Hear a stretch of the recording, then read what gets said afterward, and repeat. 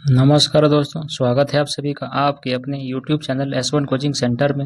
Friends, आज की video में हम लोग एक बार फिर से आरआरबी एनटीपीसी CBT 1 में पूछे गए जीके के कुल 40 क्वेश्चंस का डिटेल सॉल्यूशन करने जा रहे हैं, जिसमें आज की वीडियो में हम लोग 8 मार्च 2021 शिफ्ट 2 में पूछे गए क्वेश्चन को देखेंगे।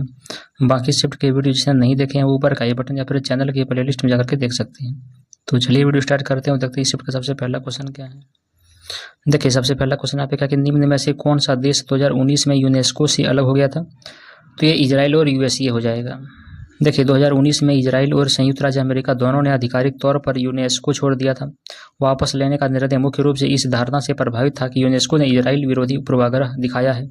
दोनों देशों ने 2017 में छोड़ने का अपना इरादा घोषित किया था और 2018 के अंत में वापसी प्रभाव हो गई, जिसे 2019 में आधिकारिक तौर पर मान्यता दिया गया। उसके बाद जान लीजिए कि प्रस्थान ने संयुक्त राष्ट्र की सांस्कृतिक एजेंसी के साथ उनकी भागीदारी में एक महत्वपूर्ण बदलाव को चिन्हित किया है, जिससे यूनेस्को की वित्त पोषण और भू राजनीतिक गतिशीलता प्रभावित हुई है। क्वेश्चन नंबर 2 यहाँ पे कहा कि देखिए, तेंग बोचे मठ किस देश में या भारत के किस राज्य में स्थित है। तो ये अरुणाचल प्रदेश में स्थित है। देखिए, तेंग बोचे मठ या थ्यांग बोचे मठ को दावा चोलिंग गोम्पा के नाम से भी जाना जाता है। यह पूर्वी नेपाल के खुम्बू क्षेत्र में खुमजंग के तेगबोंजे गांव में स्थित है। यह शेरपा समुदाय या तिब्बती बौद्ध मठ है। यह 1916 में लामा गुलू द्वारा स्थापित किया गया था और 1934 में भूकंप से नष्ट हो गया था, लेकिन बाद में फिर से इसका पुनर्निर्माण किया गया था। क्वेश्चन नंबर 3 यहाँ पे क्या अर्थशास्त्र में जीएनपी का पूर्ण रूप क्या हो जाएगा। तो देखिए, ये होता है ग्रॉस नेशनल प्रोडक्ट, यानी कि यहाँ पे क्या हो जाएगा, सकल राष्ट्रीय उत्पाद ये हो जाएगा। ठीक है, देखिए, सकल राष्ट्रीय उत्पाद को सकल राष्ट्रीय आय भी कहा जाता है। इसमें देश के निवासियों के द्वारा दावा किए गए घरेलू और विदेशी दोनों आउटपुट शामिल है। सकल राष्ट्रीय उत्पाद की गणना निम्न के द्वारा किया जाता है। तो देखिए, सकल घरेलू उत्पाद प्लस विदेशी निवेश से निवासियों के द्वारा अर्जित आय माइनस विदेशी निवेशियों के द्वारा घरेलू अर्थव्यवस्था के भीतर अर्जित आय। इसे अंतिम वस्तुओं और सेवाओं के मौद्रिक मूल्य के माप के रूप में भी परिभाषित किया जा सकता है। क्वेश्चन नंबर 4 यहाँ पे कहा कि भारत के मिसाइल मैन के रूप में किसे नामित किया गया है। तो एपीजे अब्दुल कलाम जी को किया गया है। देखिए, एपीजे अब्दुल कलाम को देश के नागरिक अंतरिक्ष कार्यक्रम और सैन्य मिसाइल विकास में उनकी महत्वपूर्ण भूमिका के लिए भारत के मिसाइल मैन के रूप में जाना जाता था। इसके अलावा 1998 में उन्होंने भारत के पोखरण द्वितीय परमाणु परीक्षण में महत्वपूर्ण योगदान दिया था। नाम जान लीजिए, अतुल पाकिर जैनुलाब्दीन अब्दुल कलाम। ठीक है, उपनाम क्या है, मिसाइल मैन। राष्ट्रीयता भारतीय है। उसके बाद के व्यवसाय इंजीनियर, वैज्ञानिक, लेखक, प्रोफेसर और राजनीतिज्ञ थे। जन्म 15 अक्टूबर 1931 को हुआ था। जन्म स्थान कहाँ पर हुआ था। तो धनुषकोडी, रामेश्वरम, तमिलनाडु, जो कि भारत में है। कब हुआ था निधन। तो 27 जुलाई 2015 को निधन हो गया था। 83 वर्ष की आयु में निधन हो गया था। उसके बाद जान लीजिए मृत्यु का स्थान शिलोंग, मेघालय, भारत में के रूप में प्रसिद्ध डॉक्टर एपीजे अब्दुल कलाम 2002 से 2007 तक राष्ट्रपति रहे थे। इससे पहले कोचिरील दामन नारायणन, जो कि 1997 से 2002 से अध्यक्ष के रूप में रही थी। इसके बाद देखिए, उत्तराधिकारी प्रतिभा पाटिल बनी। वह भारत के 11वें राष्ट्रपति थे और 2002 में लक्ष्मी सहगल के खिलाफ चुनाव लड़े थे। भारत के राष्ट्रपति बनने से पहले उन्होंने एक एयर और स्पेस इंजीनियर के रूप में भारतीय अंतरिक्ष अनुसंधान संगठन यानी कि इसरो और रक्षा अनुसंधान एवं विकास संगठन यानी कि डीआरडीओ के साथ कार्य किया था। क्वेश्चन नंबर 5 यहाँ पे क्या है कि खेलो इंडिया स्कूल खेलों का पहला संस्करण किस वर्ष आयोजित किया गया था। तो ये 2018 को आयोजित किया गया था। खेलो इंडिया स्कूल खेलों का पहला संस्करण वर्ष 2018 में आयोजित किया गया था। इंडिया स्कूल खेलों, जिसे अब खेलो इंडिया यूथ गेम्स के नाम से जाना जाता है, भारत सरकार के युवा मामले और खेल मंत्रालय के द्वारा शुरू किए गए खेलो इंडिया कार्यक्रम का एक हिस्सा है। खेलो इंडिया कार्यक्रम को देश में खेले जाने वाले सभी खेलों के लिए एक मजबूत ढांचा बनाकर और भारत को एक महान खेल राष्ट्र के रूप में स्थापित करके जमीनी स्तर पर भारत में खेल संस्कृति पुनर्जीवित करने के लिए शुरू किया गया था। क्वेश्चन नंबर 6 यहाँ पे कहा कि भारत में देश की कुल बिजली उत्पादन आपूर्ति में परमाणु ऊर्जा का योगदान कितना है। तो 5% से कम है। देखिए, परमाणु ऊर्जा भारत के कुल बिजली उत्पादन में 5% से कम योगदान देती है। यह कोयले जैसे अन्य स्रोतों की तुलना में अपेक्षाकृत कम है, जो ऊर्जा मिशन का एक बड़ा हिस्सा बनाता है। भारत अपने परमाणु ऊर्जा बुनियादी ढांचे का विस्तार कर रहा है, लेकिन यह अभी भी ऊर्जा पोर्टफोलियो का एक छोटा सा हिस्सा बनाता है। परमाणु ऊर्जा को एक स्वच्छ ऊर्जा स्रोत माना जाता है, क्योंकि यह संचालन के दौरान ग्रीन हाउस गैसों का उत्पादन नहीं करता है। क्वेश्चन नंबर 7 यहाँ पे कहा कि निम्न में से कौन सा जोधा भारत के संदर्भ में यहाँ पे सही है। तो यहाँ पे कौन हो जाएगा। तो ये वाला महान सिंह वाला सारंग, जो कि संकटग्रस्त है, ये सही हो जाएगा। देखिए, महान सिंह वाला सारंग जो है को IUCN मतलब international union conservation for nature लुप्तप्राय प्रजातियों के देश रेड लिस्ट में संकटग्रस्त के रूप में वर्गीकृत किया गया है। यह भारत और दक्षिण पूर्व एशिया के जंगलों में पाया जाता है। भारत इसके महत्वपूर्ण आवासों में से एक है। यह प्रजाति वनों की कटाई और इसके शिखा और पंखों के लिए शिकार के कारण आवास के नुकसान से खतरों का सामना कर रही है। उसके बाद जान लीजिए कि वन्य जीव संरक्षण कानून और जागरूकता अभियानों के माध्यम से इसके आवास की रक्षा और शिकार के दबाव को कम करने के लिए संरक्षण प्रयास किए जा रहे हैं। क्वेश्चन नंबर 8 यहाँ पे कि रेल सहयोग वेब पोर्टल जो भारतीय रेलवे के द्वारा लॉन्च किया गया है किस लिए है? तो देखिए किस लिए यह मूलभूत सुविधाएं प्रदान करना जैसे शौचालय कूड़ेदान ये सब हो जाएगा। देखिए रेल सहयोग वेब पोर्टल भारतीय रेलवे के द्वारा कॉर्पोरेट और सार्वजनिक क्षेत्र के उपक्रमों को रेलवे स्टेशनों पर यात्री सुविधाओं के निर्माण और रखरखाव के योगदान देने के लिए एक मंच प्रदान करने के लिए लॉन्च किया गया था। यह भारत भर के रेलवे स्टेशनों पर शौचालय कूड़ेदान बेंच और पानी के कियोस्क जैसी बुनियादी सुविधाएं प्रदान करने पर केंद्रित है। पोर्टल का उद्देश्य रेलवे स्टेशन पर बुनियादी ढांचे और स्वच्छता में सुधार करके यात्री अनुभव को बढ़ाना है। उसके बजाय यह कॉर्पोरेट संस्थाओं को रेलवे बुनियादी ढांचे के बेहतर ढंग से उपयोग के लिए भारतीय रेलवे के साथ मिलकर गतिविधियों को करने की अनुमति देता है। क्वेश्चन नंबर 9 यहाँ पे देखिए क्या कि निम्न में से कौन सी नदी गंगा की सहायक नदी यहाँ पे नहीं हो जाएगा? तो यहाँ पे देखो कौन इंद्रावती नदी हो जाएगा। देखिए इंद्रावती गोदावरी नदी की सहायक नदी है, गंगा की नहीं है। इंद्रावती नदी ओडिशा के कलहंडी जिले में दंडकारनी पर्वतमाला से निकलती है। यह ओडिशा, छत्तीसगढ़ और महाराष्ट्र राज्यों से होकर बहती है और फिर गोदावरी नदी में जाके मिल जाती है। यह नदी गोदावरी बेसिन में महत्वपूर्ण योगदान के लिए जानी जाती है और इसके द्वारा पार की जाने वाले क्षेत्रों के लिए एक महत्वपूर्ण जल स्रोत के रूप में कार्य करती है। क्वेश्चन नंबर 10 यहाँ पे कि पुस्तक भारत का आर्थिक दुष्पन्न किसके कारण उपचार के लेखक कौन है?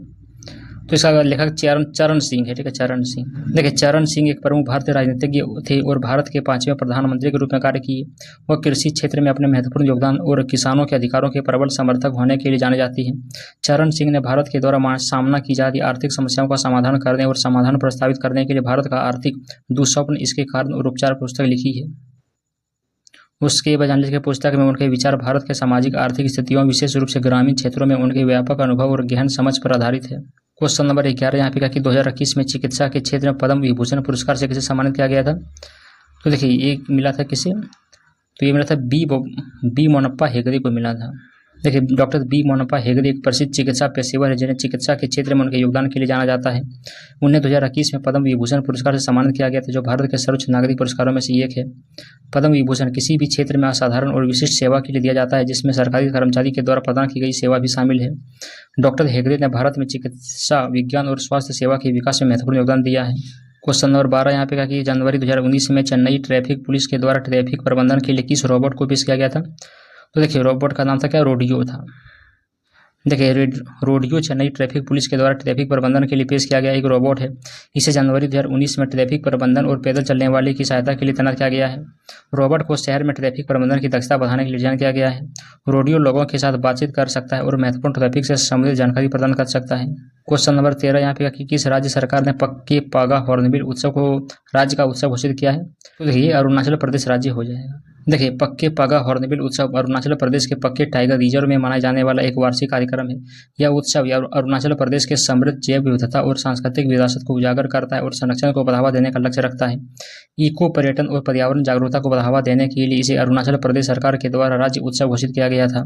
उसके बाद जान लीजिए कि इस उत्सव में पक्षी देखने, आदिवासी नृत्य और स्थानीय शिल्प जैसी गतिविधियां शामिल है जो क्षेत्र की प्राकृतिक और सांस्कृतिक संपदा का एक सम्मोहक अनुभव प्रदान करता है। क्वेश्चन नंबर 14 यहाँ पे कि निम्न में से किस संगठन ने 2019 में अपनी स्थापना के 50वें वर्ष के रूप में मनाया? तो देखिए इसरो हो जाएगा ये। देखिए भारतीय अंतरिक्ष अनुसंधान संगठन की इसरो की स्थापना 15 अगस्त 1969 को डॉक्टर विक्रम साराभाई ने किया था जिन्हें भारतीय अंतरिक्ष कार्यक्रम का जनक माना जाता है।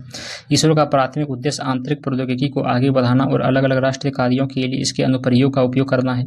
पिछले 50 वर्षों में इसरो ने कई मील के पत्थर हासिल किए हैं जिसमें से मंगलयान हो गया जो कि मंगल ऑर्बिटर मिशन भी शामिल है। इसमें भारत को अपने पहले प्रयास में मंगल की कक्षा में पहुंचाने वाला पहला देश बना दिया है। उसके बाद जान लीजिए कि इसरो ने उपग्रह को कक्षा में स्थापित करने के लिए ध्रुवीय उपग्रह प्रक्षेपण यान की PSLV और भू स्थिर उपग्रह प्रक्षेपण यान की GSLV जैसे कई उपग्रह प्रक्षेपण वाहन विकसित किए हैं। क्वेश्चन नंबर 15 यहाँ पे कि वन्य जीव संरक्षण के लिए भारत का पहला जेनेटिक बैंक कहाँ पर स्थित है? तो देखिए हैदराबाद शहर में स्थित है ये। देखिए वन्य जीव संरक्षण के लिए भारत का पहला जेनेटिक बैंक हैदराबाद में स्थित है। यह सेलुलर और आणविक जीव विज्ञान केंद्र में स्थापित किया गया है। जेनेटिक बैंक का उद्देश्य जानवरों, पक्षियों और सरीसृप के लुप्तप्राय प्रजातियों की आनुवांशिक सामग्री को संरक्षित करना है। यह पहल भारत में जैव विविधता संरक्षण और अनुसंधान के लिए भी महत्वपूर्ण है। क्वेश्चन नंबर 16 यहाँ पे कि मध्य प्रदेश के डैश जिले में प्रस्तावित परमाणु ऊर्जा संयंत्र स्थापित किया जाएगा। तो कहाँ पर? तो देखिए मंडला में किया जाएगा। देखिए, मध्य प्रदेश में प्रस्तावित परमाणु ऊर्जा संयंत्र मंडला की झीली में स्थापित किया जाना है। मंडला अपने प्राकृतिक संसाधन के लिए जाना जाता है और इसे परमाणु ऊर्जा उत्पादन के लिए एक उपयुक्त स्थान के रूप में पहचाना गया है। परमाणु ऊर्जा संयंत्र की स्थापना से स्थानीय अर्थव्यवस्था को बढ़ावा मिलने और रोजगार के अवसर पैदा होने की उम्मीद है। यह परियोजना भारत की अपनी बढ़ती ऊर्जा मांगों को पूरा करने के लिए अपनी परमाणु ऊर्जा क्षमता बढ़ाने की रणनीति का हिस्सा है। क्वेश्चन नंबर 17 यहाँ पे कि भारत की पहली पूर्णकालिक महिला रक्षा मंत्री कौन थी? तो देखिए, निर्मला सीतारामन ये हो जाएगा। देखिए, निर्मला सीतारामन 3 सितंबर 2017 को भारत की पहली पूर्णकालिक महिला रक्षा मंत्री बनी। रक्षा मंत्री के रूप में नियुक्ति से पहले उन्होंने वित्त और कॉर्पोरेट मामलों के राज्य मंत्री के रूप में कार्य किया। इंदिरा गांधी के बाद वह रक्षा मंत्री पद संभालने वाली दूसरी महिला थी जिन्होंने अतिरिक्त प्रभार के रूप में वह पद संभाला था। उनके कार्यकाल के दौरान भारतीय रक्षा बलों के आधुनिकीकरण और मजबूती के संबंध में महत्वपूर्ण निर्णय लिए गए थे। क्वेश्चन नंबर 18 यहाँ पे कि निम्न में से किसको अल्फा के रूप में संबोधित किया गया है? तो सतीवा को। ठीक है, सतीवा। देखिए, अल्फा जिसे इसके वैज्ञानिक नाम मेडिकेगो सतीवा से भी जाना जाता है, फलीदार परिवार का एक बारहमासी फूल वाला पौधा होता है। यह दुनिया भर के कई देशों में एक महत्वपूर्ण चारा फसल के रूप में व्यापक रूप से खेती की जाती है।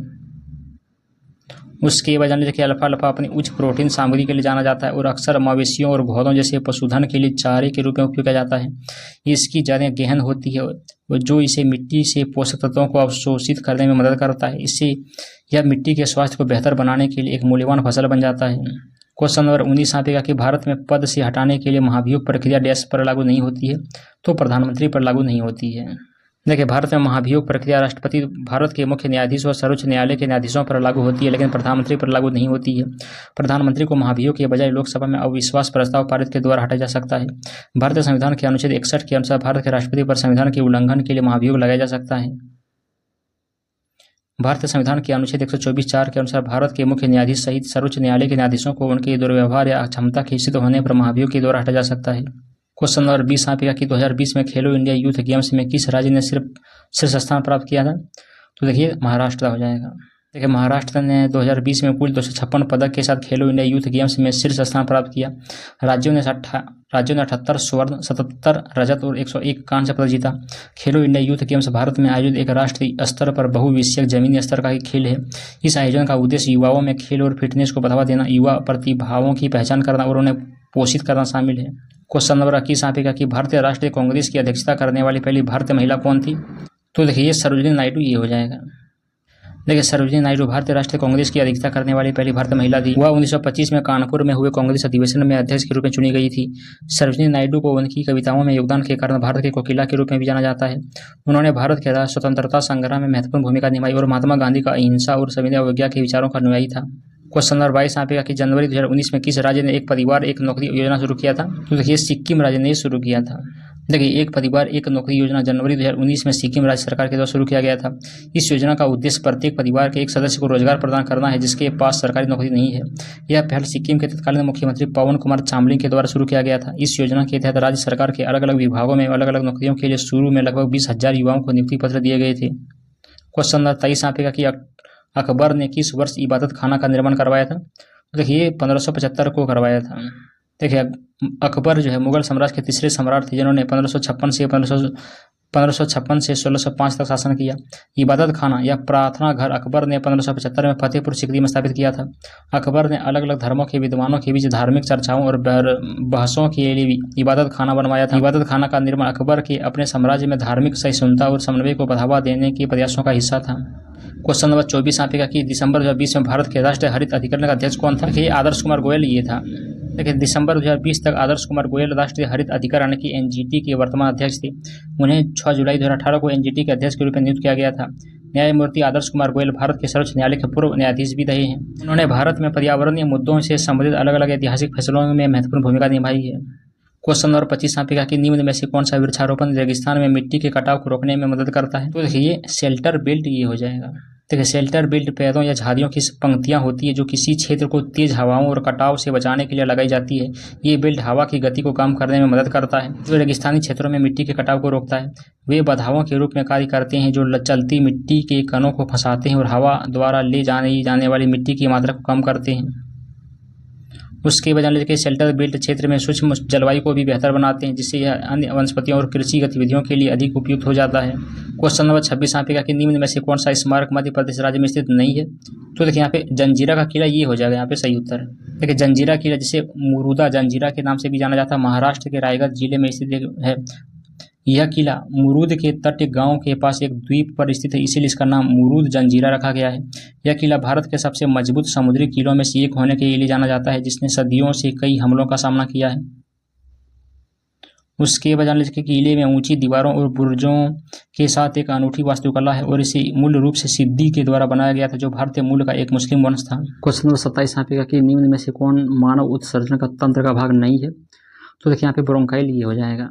देखिए जो ब्रोंकियोल है वो श्वसन तंत्र का एक भाग है, उत्सर्जन तंत्र का नहीं है। ब्रोंकियोल फेफड़ों में छोटी वायुमार्ग होती है जो एक्वेली तक पहुंच जाती है, जहां गैसों का आदान प्रदान होता है। उत्सर्जन तंत्र मुख्य रूप से गुर्दा, मूत्रवाहिनी, मूत्राशय और मूत्रमार्ग जैसे अंगों को शामिल करता है।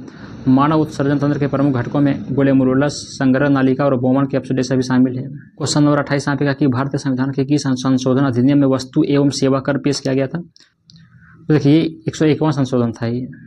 देखिए भारतीय संविधान के 101वें संशोधन अधिनियम के माध्यम से वस्तु एवं सेवा कर पेश किया गया था। इस संशोधन को 8 सितंबर 2016 को राष्ट्रपति की स्वीकृति मिली और 1 जुलाई 2017 को लागू कर दिया गया। जीएसटी एक व्यापक बहुचरण गंतव्य आधारित कर है जो प्रत्येक मूल्यवर्धन पर लगाया जाता है। यह निर्माता से लेकर उपभोक्ता तक वस्तुओं और सेवाओं की आपूर्ति कर एक कर है। क्वेश्चन नंबर 29 यहाँ पे कि किस रंग के कूड़ेदान में अजैव निम्नीकरण अपशिष्ट रखा जाता है? तो देखिए ये नीला रंग हो जाएगा। देखिए नीले कूड़ेदान विशेष रूप से अजैव निम्नीकरण अपशिष्ट के लिए निर्दिष्ट है। अजैव निम्नीकरण अपशिष्ट में प्लास्टिक, धातु और इलेक्ट्रॉनिक कचरा जैसी वस्तुएं शामिल है जो स्वाभाविक रूप से विघटित नहीं होती है। नीले बीन का उपयोग कचरे के पृथक्करण में मदद करता है, जो प्रभावी कचरा प्रबंधन और रिसाइकलिंग प्रक्रियाओं के लिए महत्वपूर्ण है। अपशिष्ट को नीले बीन में उचित रूप से अलग करने से यह सुनिश्चित होता है कि अजैव निम्नीकरण सामग्रियों को संसाधित और पुनर्चक्रित किया जा सकता है, जिससे पर्यावरण प्रदूषण कम होता है। उसके बाद क्वेश्चन नंबर 30 यहाँ पे कि दिसंबर 2020 तक लद्दाख के उपराज्यपाल कौन थे? तो देखिए राधाकृष्ण माथुर ये हो जाएगा। देखिए राधाकृष्ण माथुर को 31 अक्टूबर 2019 को लद्दाख केंद्र शासित प्रदेश के पहले उपराज्यपाल के रूप में नियुक्त किया गया था। वह 1977 बैच के त्रिपुरा कैडर के एक सेवानिवृत्त IAS अधिकारी हैं और भारत सरकार में अलग अलग पदों पर कार्य कर चुके हैं। लद्दाख के उपराज्यपाल के रूप में नियुक्त से पहले उन्होंने भारत के मुख्य चुनाव आयुक्त के रूप में भी कार्य किया है। उनकी नियुक्ति ने जम्मू और कश्मीर राज्य के 2 केंद्र शासित प्रदेशों जम्मू और कश्मीर और लद्दाख में आधिकारिक रूप से विभाजन को चिन्हित किया गया है। क्वेश्चन नंबर 31 यहाँ पे कि चक्रवात पब्बुक किस क्षेत्र में उत्पन्न हुआ था? तो देखिए ये थाईलैंड की खाड़ी में ही उत्पन्न हुआ था। देखिए चक्रवात पब्बुक जनवरी 2019 के शुरुआत में थाईलैंड की खाड़ी में उत्पन्न हुआ था। पब्बुक सर्दियों के मौसम में लगभग 30 वर्षों में थाईलैंड में आने वाला पहला उष्णकटिबंधीय तूफान था। पब्बुक नाम लाओस के द्वारा किया गया था और यह मेकंग नदी में पाए जाने वाले एक बड़े मीठे पानी की मछली को संदर्भित करता है। पब्बुक ने थाईलैंड में काफी नुकसान पहुंचाया और बाद में अंडमान सागर और बंगाल की खाड़ी में और बढ़ गया। क्वेश्चन नंबर 32 यहाँ पे कि स्पा डांस भारत के किस क्षेत्र में संबंधित है? तो देखिए लद्दाख क्षेत्र से संबंधित हो जाएगा। देखिए स्पा डांस भारत के लद्दाख क्षेत्र का एक पारंपरिक लोक नृत्य है। यह नृत्य रूप लद्दाख में विभिन्न त्यौहार और सांस्कृतिक समारोह के दौरान किया जाता है। स्पा डांस में जटिल पैरों के काम और समन्वित समूह आंदोलन शामिल है। नर्तक अक्सर पारंपरिक लद्दाखी पोशाक पहनते हैं जिसमें रंगीन वस्त्र और हेडगियर ये सभी शामिल होता है। क्वेश्चन नंबर 33 यहाँ पे कहा कि 2020 के लिए वास्तुकला की विश्व राजधानी के रूप में रियो डी जेनेरियो को यूनेस्को ने जारी किया था। देखिए यूनेस्को का अर्थ होता है संयुक्त राष्ट्र शैक्षिक, वैज्ञानिक और सांस्कृतिक संगठन। यूनेस्को शिक्षा, विज्ञान, संस्कृति और संचार में अंतर्राष्ट्रीय सहयोग के समन्वय के लिए जिम्मेदार है। 2018 में यूनेस्को ने वास्तुकला और शहरी नियोजन का जश्न मनाने के लिए विश्व वास्तुकला की राजधानी नामित करने की पहल शुरू किया था। रियो डी जेनेरियो को 2020 के लिए विश्व वास्तुकला की राजधानी नामित किया गया था, जो इसकी समृद्ध स्थापत्य विरासत और वैश्विक स्थापत्य नवाचार में इसकी भूमिका को उजागर करता है। क्वेश्चन नंबर 34 यहाँ पे कहा कि भारत और नेपाल के बीच निम्न में से कौन सा क्षेत्र विवाद चल रहा है? तो देखिए कौन हो जाएगा? तो ये काला पानी हो जाएगा। काला पानी उत्तराखंड भारत के पूर्वी छोर पर स्थित एक क्षेत्र है। इस क्षेत्र पर नेपाल का दावा है जो तर्क देता है कि यह 1815 की सुगोल संधि के अनुसार काली नदी के पूर्व में स्थित है, जो ब्रिटिश ईस्ट इंडिया कंपनी और नेपाल के बीच हुआ था। दूसरी ओर भारत का दावा है कि इस सीमा को चिन्हित करने वाली नदी लिम्पोपो धारा क्षेत्र से निकलने वाली है, जो काला पानी को भारत क्षेत्र के भीतर रखता है। उसके बजाय के विवाद 2019 में तब बढ़ गया जब भारत और जम्मू और कश्मीर के विभाजन के बाद एक नया राजनीतिक नक्शा प्रकाशित किया गया, जिसमें काला पानी को अपने क्षेत्र के रूप में दिखाया गया था। क्वेश्चन नंबर 35 यहाँ पे क्या है कि सर विलियम जोन्स ने एशियाटिक सोसाइटी ऑफ बंगाल की स्थापना किस वर्ष किया था? तो देखिए ये क्या था 1784 ईस्वी में। देखिए, सर विलियम जोन्स ने 1784 में एशियाटिक सोसाइटी ऑफ बंगाल की स्थापना किया था। यह समाज कोलकाता में स्थापित किया गया था, जो उस समय ब्रिटिश भारत की राजधानी था। इस समाज का उद्देश्य अलग अलग क्षेत्रों जैसे साहित्य, कला, विज्ञान आदि में एशियाई महाद्वीप के शोध और ज्ञान को बढ़ावा देने के लिए आगे बढ़ाया गया था। इस समाज ने भारतीय संस्कृति, भाषा और इतिहास के अध्ययन और समझ में महत्वपूर्ण भूमिका निभाई थी। क्वेश्चन नंबर 36 यहाँ पे क्या कि गांधी जी ने किस अधिनियम के विरोध में सत्याग्रह शुरू करने का फैसला किया था? तो देखिए, रॉलेट एक्ट 1919 ये हो जाएगा। देखिए, रॉलेट एक्ट को आधिकारिक तौर पर 1919 का अराजकतावादी और क्रांतिकारी अपराध अधिनियम के रूप में जाना जाता था। 8 मार्च 1919 को दिल्ली में इंपीरियल लेजिस्लेटिव काउंसिल के द्वारा पारित किया गया था। इस अधिनियम ने कुछ राजनीतिक मामलों को बिना जूरी के मुकदमे की अनुमति दी और बिना मुकदमे के संदिग्धों को नजरबंद करने की अनुमति दिया था। इसे एक दमनकारी उपाय के रूप में देखा गया और भारतीयों के बीच व्यापक क्रोध और असंतोष पैदा हुआ, जो महात्मा गांधी के नेतृत्व में असहयोग आंदोलन का उत्प्रेरक बन गया था। प्रश्न नंबर 37 यहाँ पे कि अंकुरण के दौरान बीज का कौन सा भाग जड़ बनाता है? तो देखिए, यहाँ पे मूल बीज पत्र, ये इसका हो जाएगा उत्तर। अंकुरण प्रक्रिया के दौरान बीज से निकलने वाला पहला भाग मूल बीज पत्र होता है। यह प्राथमिक जड़ में विकसित होता है, जो पौधों के स्थिर करता है और मिट्टी से पानी और पोषक तत्वों को अवशोषित करता है। मूल बीज पत्र नीचे की ओर बढ़ता है, सकारात्मक भू गुरुत्वाकर्षण प्रदर्शित करता है, जिसका अर्थ है कि गुरुत्वाकर्षण के खिंचाव की दिशा में बढ़ता है।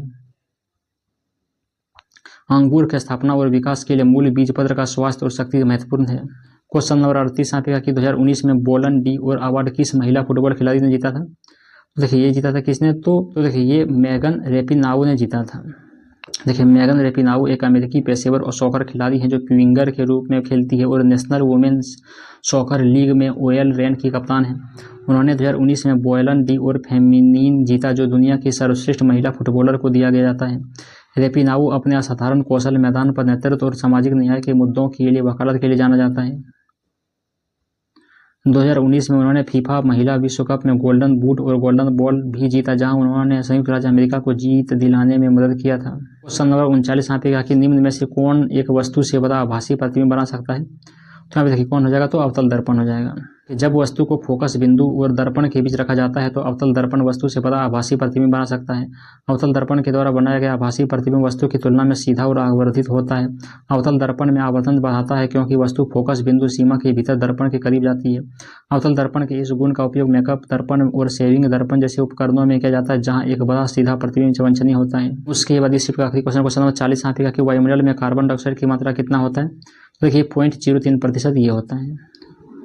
देखिए, पृथ्वी के वायुमंडल में कार्बन डाइऑक्साइड की मात्रा 0.0003% होता है। ठीक है। CO2 एक ट्रेस गैस है, जो पृथ्वी के कार्बन चक्र में और ग्रह के तापमान को बनाए रखने में महत्वपूर्ण भूमिका निभाता है। अपनी अपेक्षाकृत कम सांद्रता के बावजूद CO2 एक शक्तिशाली ग्रीन हाउस गैस है, जो वैश्विक तापमान और जलवायु परिवर्तन में योगदान करता है। जीवाश्म ईंधन के जलने और वनों की कटाई जैसी मानवीय गतिविधियों के कारण वायुमंडल में CO2 की सांद्रता बढ़ रही है। तो बस इतना था फ्रेंड्स। कैसे लगा ये वीडियो कमेंट करके जरूर बताइए। चलिए मिलते हैं अगली वीडियो में अगले सेट के क्वेश्चन को लेकर। तब तक के लिए धन्यवाद। जय हिंद।